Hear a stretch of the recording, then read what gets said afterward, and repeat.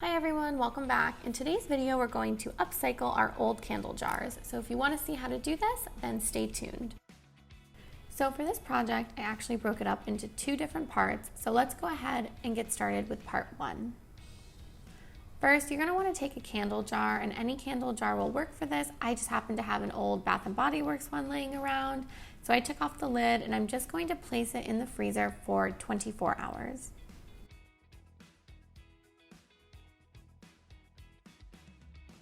All right, it's been 24 hours. I came back and you just want to remove your candle jar from the freezer and then bring it on over to your work surface.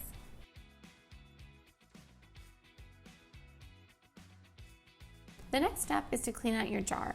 So to do this, you're going to need some type of sharp implement. I am using an old butter knife that I found laying around. And the trick to do this is to start around the edges of the jar and really push down. And then just go ahead and push your knife or whatever you're using into the middle of the jar. You can already start to see the wax breaking up into chunks.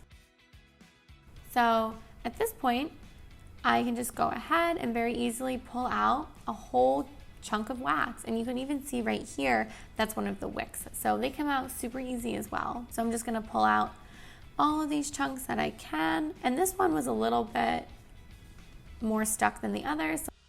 So I'm just going to use my knife a little bit more here, and then I am able to pull out the remaining wax.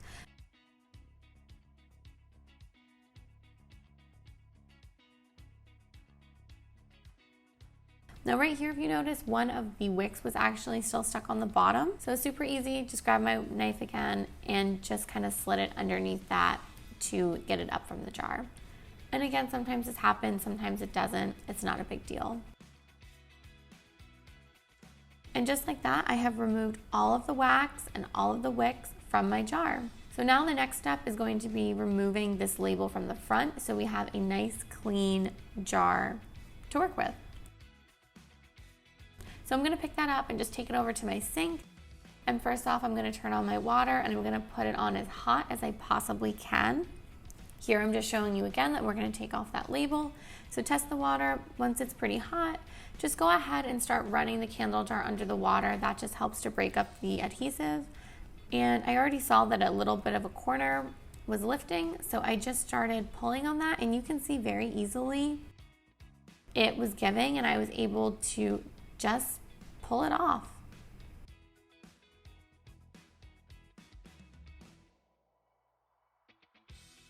And just like that, I have removed the label as well as the majority of the adhesive used for it.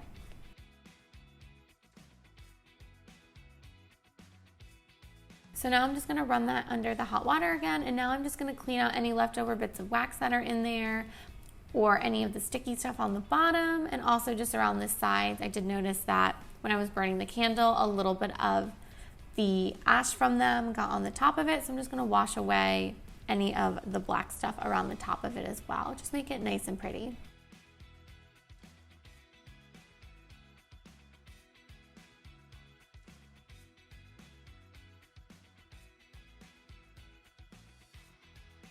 So at this point, the only thing that's left to do is to remove that label from the bottom of the jar. Now some candles have it, some don't. Mine do. Again, just run it under that water, and it's just paper. It'll give very quickly. And I like to kind of go around the outside of the label first and then work my way in and try to pull it off. I just found that that seems to be the easiest for me personally, but again, you can't go wrong however you go about removing it. I noticed that the label needed probably a little bit more water, so I just threw it under there to get it a little more wet. And just like that, I removed the label from the bottom. So again, nothing too hard or time consuming here. So I'm just gonna run over my jar one more time with a sponge and a little soap and water just to get anything that might be left over off of my jar and get it ready for part two.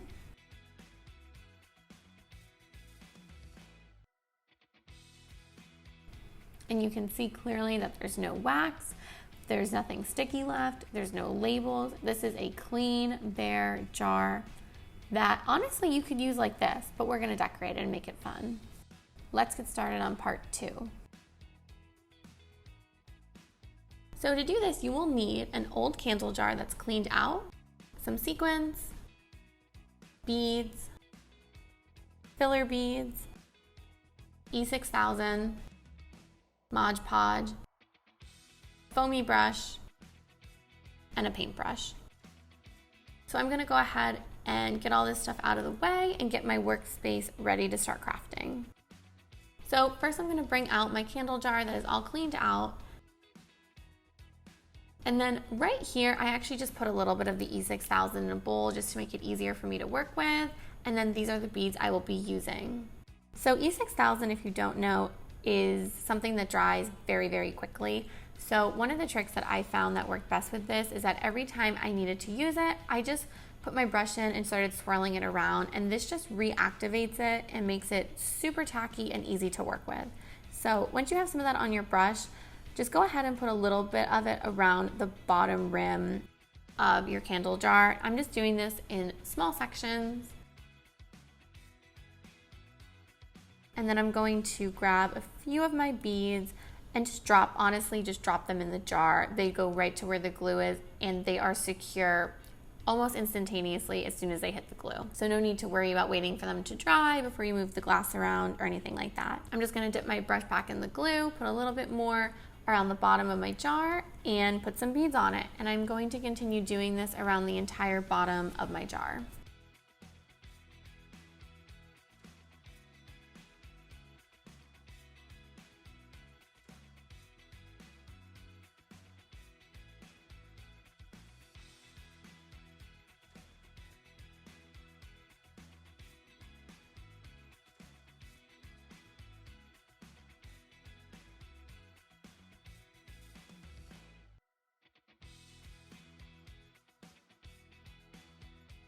All right, all the beads that I need are on the bottom of my jar now, and I'm ready to move on. So I'm just clearing everything out of the way. And as you can see here, they are all nice and secure, and they're not going anywhere. I would say if you want to let it sit for like 30 seconds to a minute at most, but really that E6000 is magic, and they are on there for good now.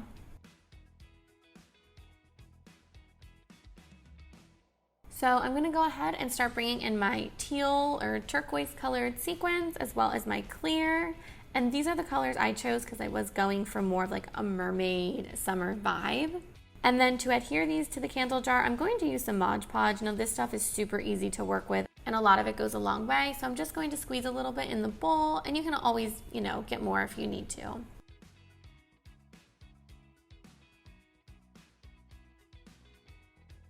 So I'm gonna go ahead and start with my foamy brush and get a little bit of it on the brush, and then just start applying it in small sections in the candle jar. Now, what I realized at this point was that because of the shape of this jar as opposed to others I've used in the past, this brush was not going to be the best thing for me to use. So I actually switched out at this point, and you'll see I'm going to grab a paintbrush instead, and this was a lot better for me to use. So like I said, I'm just going to apply glue from the bottom of the jar about halfway up or so, and if some sections are higher versus others, I'm not too concerned. I kind of want it to be a little different all around and not so perfect. So once you have that glue on there, I'm going to go ahead and grab my blue sequins and start dropping them on top of the glue. And I just put a bunch of them on there because you'll see in a second I'm going to pick up the jar and just kind of turn it upside down, and any of the excess will just fall off. So at this point, I'm just going to repeat the process. I'm going to get some more glue on my brush, apply it to the bottom of my jar, and just keep on putting that blue sequence on until I've gone all the way around my jar.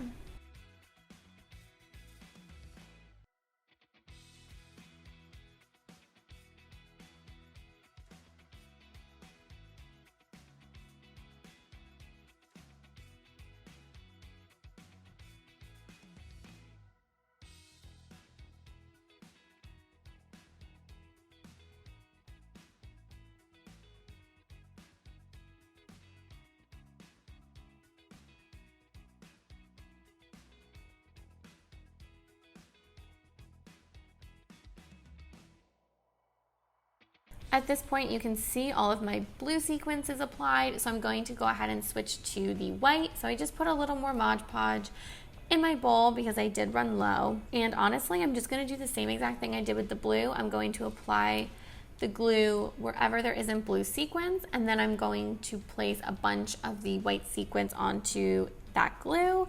And once I feel like it's covered, I'm just gonna turn it upside down and shake off the excess.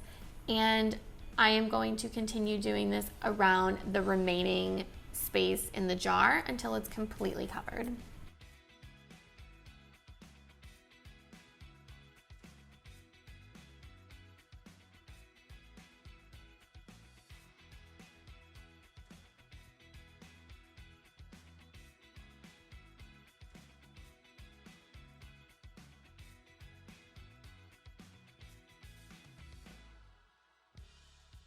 And at this point, my jar is completely covered with sequins, so I'm just gonna get them out of the way, and I'm gonna clean up the little bit that I did spill just to have a nice clean work surface. And at this point, you can see here that the Mod Podge does go on white, but once you let it sit and dry, it does become 100% clear, so don't worry about having the white spots or anything. Now, I do recommend leaving it to sit for several hours. I would start with at least 5 or 6, and just keep checking it. Once all of the Mod Podge is clear, you are ready to move on to the next step.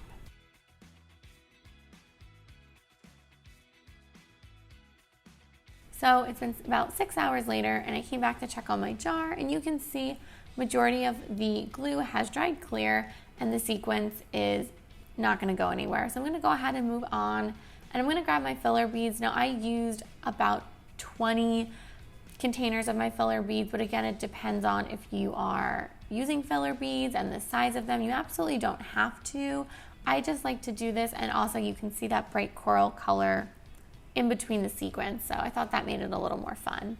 So I'm just simply pouring it in, smoothing them out, and that's it. Now you have a jar that you can use for pens or makeup brushes, really anything you want, and it's a cute addition to your workspace. Until next time, happy crafting, everyone.